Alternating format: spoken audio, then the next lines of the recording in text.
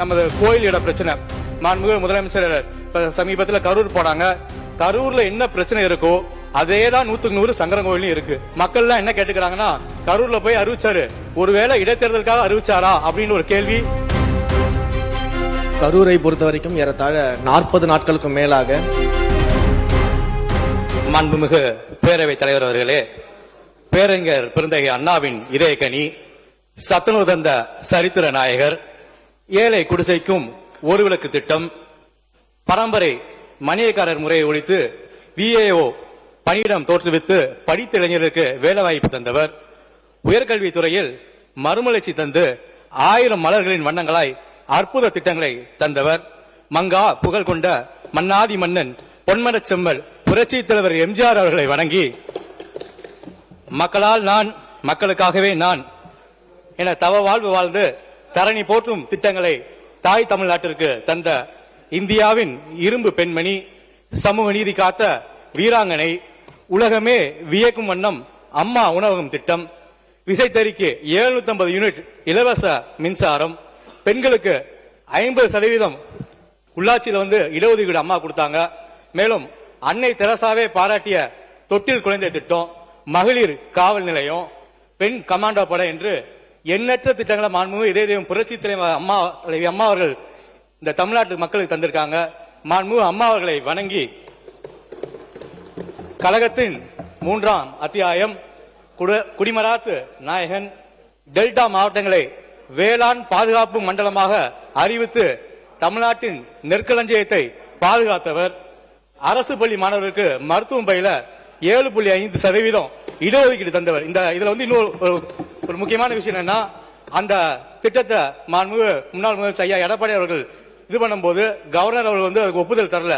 அப்ப இந்திய திருநாட்டில், சுதந்திர திருநாட்டில் எந்த ஒரு முதலமைச்சரும், எந்த மாநில முதலமைச்சரும் எடுக்காத ஒரு ஆர்டிகல் 162 மூலியமா அந்த பவரை அவர் ஒருவேளை யூஸ் பண்ணி, இதுவரைக்கும் அவர் ஒருத்தர் தான் யூஸ் பண்ணியிருக்காரு. அதன் மூலியமாக அந்த திட்டத்தை ஏழை பள்ளி மாணவர்களுக்கு அவர் கொண்டு வந்தாரு. அதுக்கு என்றென்றும் ஏழை அரசு பள்ளி மாணவர்களுக்கு கடமைப்பட்டிருக்கார்கள். ஒரே ஆண்டில் 11 மருத்துவக் கல்லூரிகள் பெற்று தந்தவர், 2000 மினி கிளினிக் தந்து மக்கள் நலம் காத்தவர், கடுமையான கொரோனா நிதி நெருக்கடியிலும் பாத்தீங்கன்னா 6 மாவட்டங்களை பிரித்து தந்திருக்கார் மாண்புமிகு எடப்பாடி அவர்கள். குறிப்பா சொல்ல போனா எங்களோட தென்காசி மாவட்டத்தை கொடுத்தவர் மாண்புமிகு எடப்பாடியார், சங்கரங்கோயில் வருவாய் கோட்டம் கொடுத்தவர் மாண்புமிகு எடப்பாடியார், திருவேங்கடம் தனி தாலுகா கொடுத்தவர் மாண்புமிகு எடப்பாடியார் என்பதை இந்த மாமன்றத்திற்கு தெரியப்படுத்துவதில் பெரும் மகிழ்ச்சி அடைகிறேன்.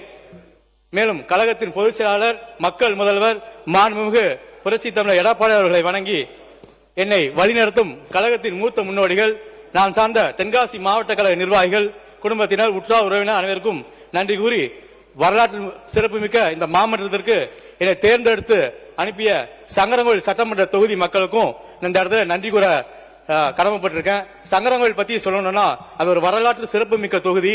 இந்த தொகுதி பாத்தீங்கன்னா ஹரியும் சிவனும் ஒண்ணுன்றது இந்த தமிழ்நாட்டுக்கும் இந்த உலகத்துக்கும் ஒரே திருமேனியில சிவனும் விஷ்ணுவும் அமைந்த திருத்தலம் சங்கரங்கோயில் அருள்மிகு சங்கரநாராயணசாமி திருத்தலம். இத்தகைய சிறப்பு வாய்ந்த இந்த தொகுதியிலிருந்து உலகத்துக்கு ஒற்றுமையை பறைசாற்றும் தொகுதி. மேலும் சங்கரங்கோயில் தொகுதி பற்றி சொல்லலாம், அது அனைத்து இந்திய அண்ணா திராவிட முன்னேற்ற கழகத்தோட எக்கு கோட்டை என்றுதான் சொல்லணும். மீண்டும் அந்த பகுதியில் 29 வயதான ஒரு மருத்துவராகிய எனக்கு வேட்பாளராக்கி வெற்றி பெற உழைத்த கழக பொதுச் செயலாளர், அதிமுக தலைமையிலான கூட்டணி கட்சி தலைவர்கள், நிர்வாகிகள், தொண்டர்கள் மற்றும் எளிவனாகிய என்னை என் மீது நம்பிக்கை வைத்து வாய்ப்பளித்த சங்கரங்கோயில் தொகுதி மக்களுக்கு என் நெஞ்சார்ந்த நன்றியை தெரிவித்துக் கொள்கிறேன்.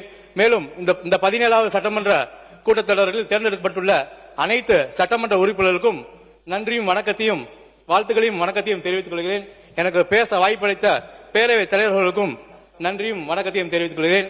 இந்த நிதிநிலை அறிக்கையை பற்றி மற்றும் வேளாண் அறிக்கையை பற்றி பேசுவதற்கு முன்னாடி என்னோட தொகுதி சார்ந்த ஒரு சில முக்கிய கோரிக்கைகளை மட்டும் சொல்லிக்கிறேன். எங்க தொகுதி மிகவும் தென்காசி மாவட்டம் நிறைய பச்சை பசுமையான மாவட்டம் நம்ம எல்லாம் நினைக்கிறோம். ஆனா சங்கரங்கோயில் தொகுதி மிகவும் வறட்சியான பகுதி. அது முக்கியமா மேலதிநல்லூர், மானூர், குறிகுளம் ஒன்றியெல்லாம் பாத்தீங்கன்னா மிகவும் வறட்சியான பகுதி. அங்க இன்னைக்கும் குடிநீர் தட்டுப்பாடு கடுமையா இருக்கு.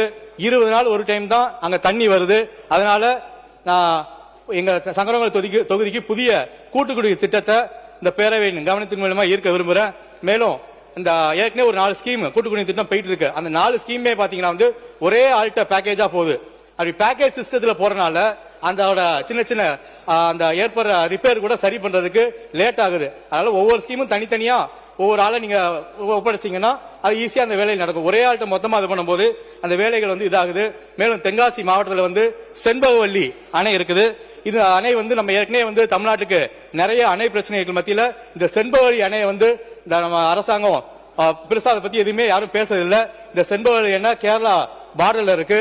இந்த செண்பகவல்லி அணையை சரி பண்ணி நம்ம தமிழ்நாட்டுக்கு தண்ணி கிடைச்சிச்சுன்னா 4 மாவட்டங்கள் வந்து வளர்ச்சி பெறும் அப்படிங்கறத இங்க தெரியப்படுத்த விரும்புகிறேன். மேலும் மாண்புமிகு எடப்பாடி அவர்கள் அவர் ஆட்சி காலத்தில் ஒரே ஆண்டுல 11 மெடிக்கல் காலேஜ் கொண்டு வந்தாரு. அம்மா அவர்கள் திட்டமாக மாவட்டத்துக்கு ஒரு மருத்துவக் கல்லூரி என்ற ஒரு திட்டத்தை மாண்புமிகு அம்மா அவர்கள் அறிவிச்சாங்க. அதே மாதிரி எங்களோட ஆட்சி காலத்தில் 11 மெடிக்கல் காலேஜ் கொண்டு வந்தோம். இந்த ஆட்சி காலத்தில் தென்காசி மாவட்டத்துக்கு மருத்துவக் கல்லூரி கொண்டு வரப்படுமா என்பதை கேட்டுக்கிறேன். மேலும் சங்கரங்கள் அரசு பொது மருத்துவமனை பாத்தீங்கன்னா வந்து தாலுகா மருத்துவமனையா இருக்கு. இங்க இருந்து பாத்தீங்கன்னா திருநெல்வேலி எந்த ஒரு அவசரனாலும் திருநெல்வேலிக்கு தான் நம்ம போக வேண்டியதா இருக்கு. திருநெல்வேலி கிட்டத்தட்ட ஒரு 65 கிலோமீட்டர் நம்ம சங்கரங்கோயில இருந்து இருக்கு. ஒரு எமர்ஜென்சினா போறதுக்குள்ள மக்கள் வந்து உயிரை கையில புடிச்சிட்டு போற சூழ்நிலையா இருக்கு. அங்க சங்கரங்கோயில் அரசு மருத்துவமனையை நீங்க தரம் உயர்த்தணும். இது தாலுகா மருத்துவமனையா இருக்கிறத நீங்க வந்து மாவட்ட தலைமை மருத்துவமனையா தலைவருக்கான நடவடிக்கைகளை மாண்புமிகு அமைச்சர் அவர்கள் எடுக்க வேண்டும் கேட்டுக்கிறேன். மேலும் அங்க வந்து நிறைய டாக்டர்ஸ் கம்மியா இருக்காங்க, மருத்துவ பணியாளர்கள் கம்மியா இருக்காங்க. அதெல்லாம் பார்த்து பூர்த்தி செய்ய வேண்டும் என்று கேட்டுக்கிறேன். மாண்புமிகு எடப்பாடி அவர்கள் ஆட்சி காலத்துல மாவட்ட ஆட்சியர் அலுவலகம் வந்து 110 கோடியில வந்து அறிவிச்சு தென்காசி மாவட்டம் கெட்டி முடிக்கப்பட்டு இன்னும் ஓபன் பண்ணாம இருக்கு. அதனால இந்த அரசு அத மாசு பொல்யூஷன் போர்டுல இருந்து ஏதோ கிளியரன்ஸ் வாங்காதனால அது கலெக்டர் ஆபீஸ் ஓபன் பண்ணாம இருக்குன்னு சொல்லிடுறாங்க. அது என்னன்னு ஆராய்ந்து அது கூடிய சீக்கிரம் அந்த கலெக்டர் ஆபீஸ் நீங்க ஓபன் பண்ணும். ஏன்னா பல காலமா ஒரு அரிசி குடோன்ல வச்சு மாவட்ட ஆட்சித்தலைவர் அலுவலகம் நடைபெற்று இருக்கிற மாதிரி சூழ்நிலை இருக்கு. அதனால மாண்புமிகு அமைச்சர் துறை மாண்புமிகு முதலமைச்சர் அவர்கள் துறை அது. அதனால நம்ம டிஸ்ட்ரிக்ட் கலெக்டர் ஆபீஸ் உடனே அந்த துறைக்கான வழிவகை செய்ய வேண்டும். மேலும் சங்கரங்கள் தொகுதியில வந்து ஒரு முக்கியமான பிரச்சனைகள் பாத்தீங்கன்னா வந்து நமது கோயில் இட பிரச்சனை. மாண்புமிகு முதலமைச்சர் சமீபத்தில் கரூர் போனாங்க. கரூர் போயிட்டு அங்க இருக்க கோயில் இடங்கள் அறிவிக்கப்பட்டதை வந்து அதுக்கான உண்மை தன்மை ஆரம்பிச்சு அந்த இனாம் ஒழிப்பு அப்படி அதெல்லாம் பார்த்து அதை வந்து விடுவிச்சு கொடுத்தாங்க. கரூர்ல என்ன பிரச்சனை இருக்கோ அதேதான் 100க்கு 100 சங்கரங்கோயிலும் இருக்கு. மாண்புமிகு முதலமைச்சர் அவர்களும் மாண்புமிகு அறநிலையத்துறை அமைச்சர் அவர்களும் சங்கரங்கோயில் கோயில் நில பிரச்சனையை தனி கவனம் செலுத்தி கோர்ட் ஆர்டரே இருக்கு. அது கோயில் இடம் கிடையாது.